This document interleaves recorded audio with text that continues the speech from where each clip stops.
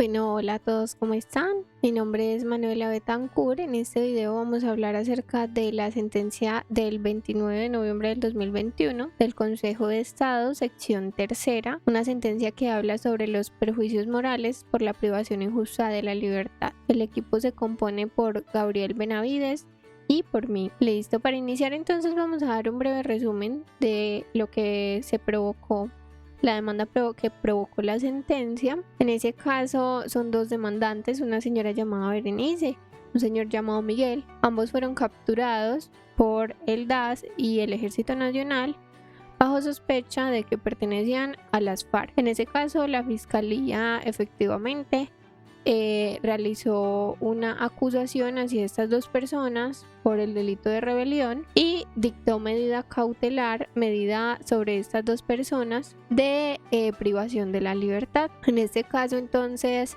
esta privación de la libertad, nos dice la sentencia, no cumplió con los requisitos legales para la privación de la libertad como una medida de aseguramiento. Es que deben haber dos indicios graves del delito. En ese caso la fiscalía utilizó como dos indicios graves, dos pruebas que no llegaron a ser tomadas por la corte, precisamente porque no tenían suficiente fuerza para tener un indicio grave. En ese caso, una fue el informe dado por el DAS de la captura y otra testimonios de exmiembros de las FARC indicando que pertenecían a ese grupo. Ambas pruebas tenían incongruencias y realmente la primera, el informe de la captura, fue tomado por el tribunal como que efectivamente este había sido adquirido en violación al debido proceso debido a la gran cantidad de inconsistencias que tenía este informe. En ese caso, ambos demandados estuvieron cumpliendo su medida de aseguramiento desde el 4 de enero del 2004 hasta el 11 de noviembre del 2004. Por su parte, la mujer Berenice estuvo un tiempo en una prisión y el otro en prisión domiciliaria, mientras que Miguel estuvo todo el tiempo en un centro penitenciario. En ese caso entonces efectivamente se condena a la fiscalía, que es una de las demandados, a que se debe indemnizar tanto a Berenice como a Miguel y sus parientes respectivamente. Efectivamente entonces se condena a la fiscalía solamente, no al DAS y el Ejército Nacional, que también eran demandados, pues se considera que la fiscalía es quien brinda la acusación y quien tiene funciones jurisdiccionales para tener la medida de aseguramiento contra las dos personas. Se acusa efectivamente a la fiscalía por solamente el tiempo de la ejecutoria de su acusación, es decir, por 6 meses y 9 días exactamente. ¿Por qué se considera esto? Porque se dice que el encargado de levantar la medida de aseguramiento después de ese tiempo de ejecutoria es directamente el juzgado que estaba llevando el proceso. Es decir, en ese caso, a términos generales, la que se debió demandar fue la rama judicial junto con la fiscalía.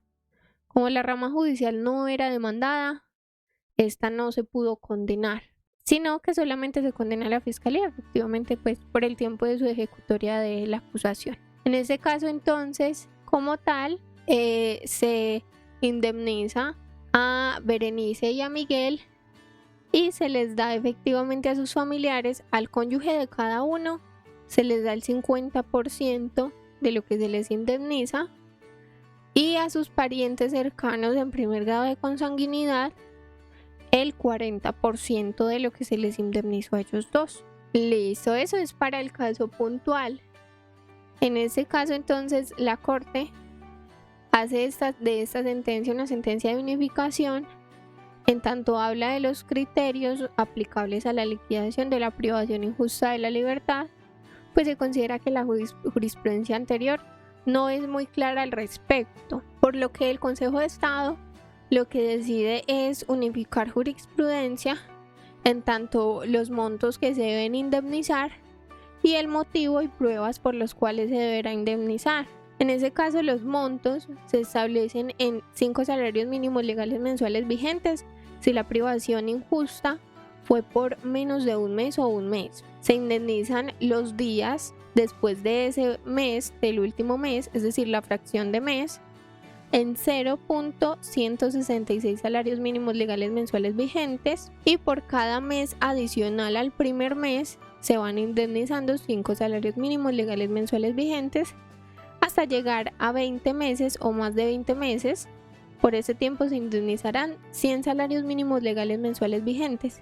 Eso es la regla general, y en casos muy excepcionales, dependiendo de cada caso, se podrá llegar a un tope de 300 salarios mínimos legales mensuales vigentes. Además, tiene en cuenta de que el haber cumplido una medida de aseguramiento en detención domiciliaria implica una reducción del daño, por lo que se indemniza el 50% menos de la indemnización inicial a las personas que hayan tenido detención domiciliaria injusta.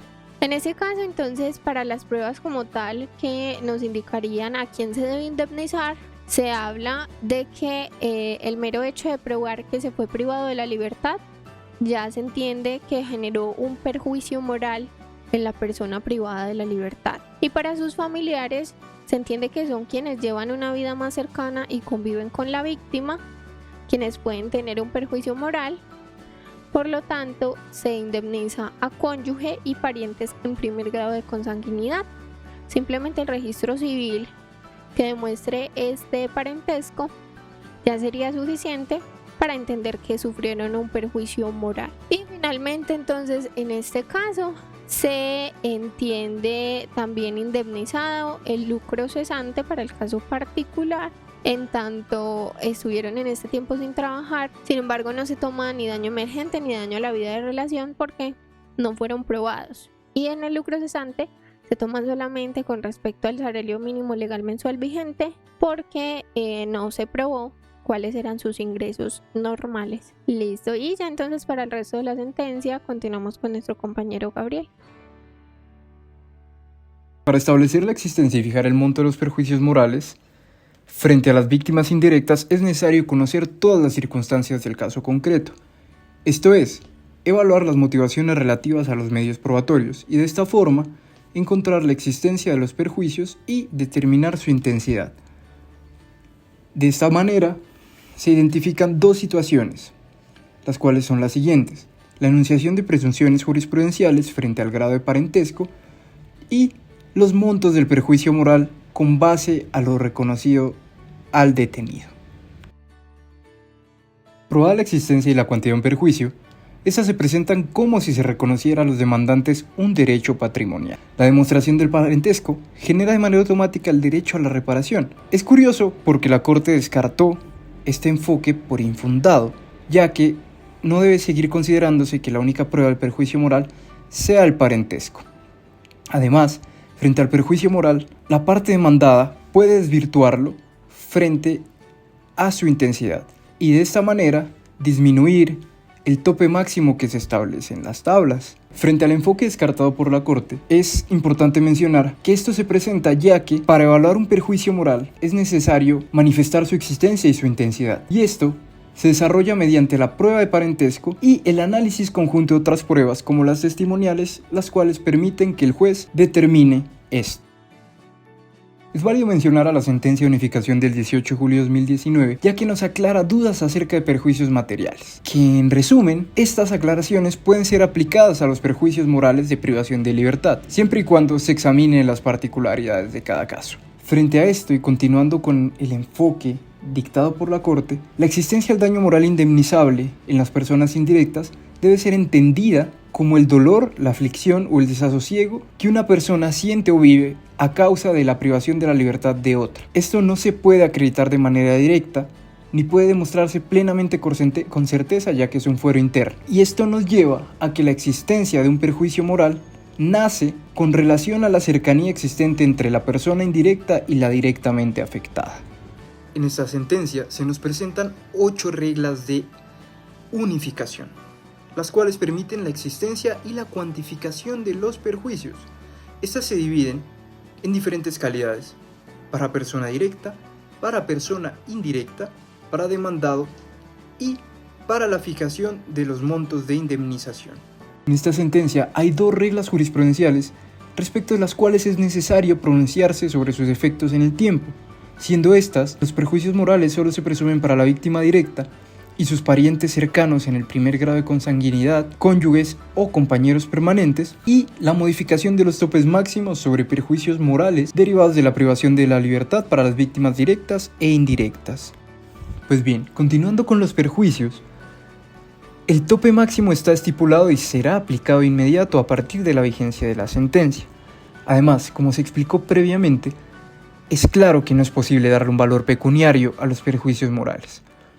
Por lo tanto, la sentencia de unificación con carácter vinculante determina estos topes máximos en base a criterios generales y proporcionales. Debido a que no se desvirtuó la presunción de los perjuicios morales sufridos por los demandantes Berenice Díaz Buitrago y Miguel de los Santos Oviedo con ocasión de la privación de su libertad por un periodo total de 6 meses y 9 días, la Corte manifestó que, frente a la primera, los perjuicios a personas indirectas serán aplicados a sus hijos, a sus padres, y se rechazaron a sus hermanos, ya que no se encontró una relación de estrecha solidaridad con ella. Y frente al segundo, acontece algo similar. Se le aprueban los perjuicios morales a su madre, la cual, en base a testimonios, era la que lo visitaba muy frecuentemente y aquella que era reconocida por sufrir lo acontecido. Pero, frente a sus hermanos, no se reconoce y se niega la reparación de los perjuicios morales. Frente a la aprobación de la sentencia, es válido aclarar que hay magistrados que no están de acuerdo en algunos aspectos, y con referencia al concreto pasa algo similar, pero que muchas y en su mayoría las decisiones adoptadas en la sentencia fueron votadas favorablemente por la totalidad de los magistrados. En cuanto a la decisión, como se mencionó previamente, hay magistrados que no están de acuerdo en algunos puntos de la sentencia, por lo tanto expresaron su opinión en salvamentos de voto. Encontramos 4 en esta sentencia y encontramos una aclaración de voto también.